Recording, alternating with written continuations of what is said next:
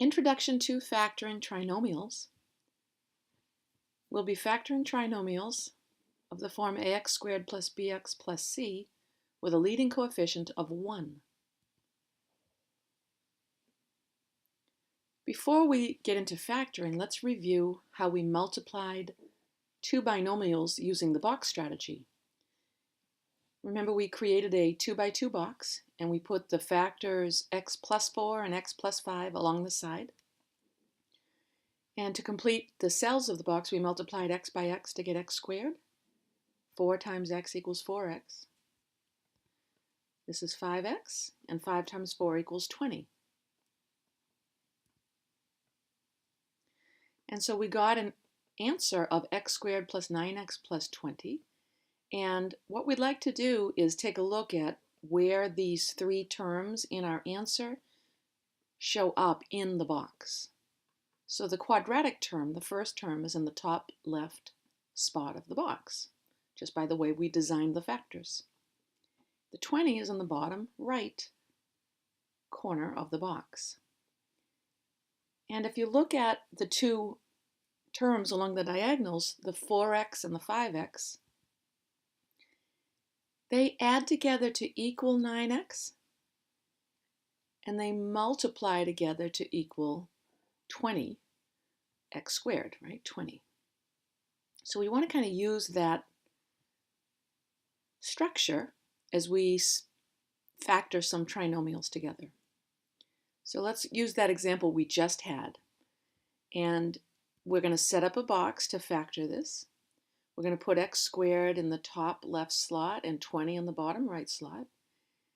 And we're going to multiply those two terms together. And we get 20x squared. And we start thinking, what two factors multiply together to equal 20x squared? Now we can just start listing the factors. And when we get to 5x and 4x, we can stop, because those are also the factors that add together to equal the linear term, the 9x. So those two terms will go along the diagonal. And now that our box is set up in the inside, we can now factor out of the top row a common factor of x. And the rest of the outside of the box just becomes like a puzzle to complete, like x times what is x squared, and x times what is 5x. And then we can say x times what is 4x, and just double check that the two constant terms, when multiplied together, equal the constant term. So 5 times 4 equals 20, that checks. Therefore, I have my two factors, and we can just represent the trinomial in factored form as x plus 4 times x plus 5. So that's how we use the box strategy to factor trinomials.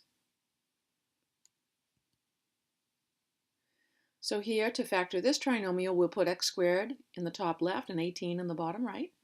We'll multiply those two together and we get 18x squared. And we start looking for factors of 18x squared. And we list them. And we stop when we get a combination of factors that also add together to equal 9x. So there we go. We find our 6x and our 3x. And at this point, we can just use the terms inside the box, factor out of the top row the common factor of x, and work right from there to complete the rest of the box. I know x times 6 gives me 6x. And I know 6 times 3 is 18, and x times 3 is 3x. So I'm done with figuring out what I factored, and I can represent my trinomial as x plus 6 times x plus 3. So these two examples were on the easier side because everything was positive. Now you'll have examples where you have at least one negative, and we have to think about what to do there. Remember, we'll put our x squared and our 4 down where they belong, multiply them together, and think what two monomials multiply together to equal 4x squared. So I have 4x times 1x, 2x times 2x, but neither of those will add together to equal negative 5x. So what we want to start doing is listing also two negative factors which multiply together to equal that positive 4x squared, and look for the set that will add together to equal negative 5x. So we're going to write those along the diagonal and factor out as usual. Here, x times negative 4 is negative 4x, and x times negative 1 is negative 1x. Double check on your constant terms. Negative 4 times negative 1 equals 4, and we're ready to write it in factored form. So that's if there was one negative in the middle term. Let's do an example where we have a negative for the constant term. So x squared goes in the top left and negative 10 goes in the bottom right. And we start looking for factors of negative 10x squared. And we list them.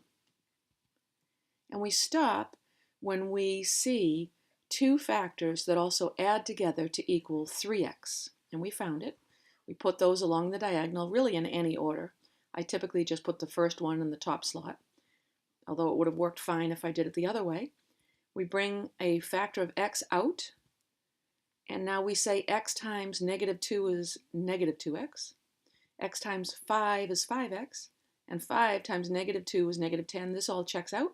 So our factored form is x plus 5 times x minus 2. Finally, we'll end with an example where there's two negative signs. So we set it up the same way, x squared and negative 8. And then what two factors multiply to equal negative 8x squared?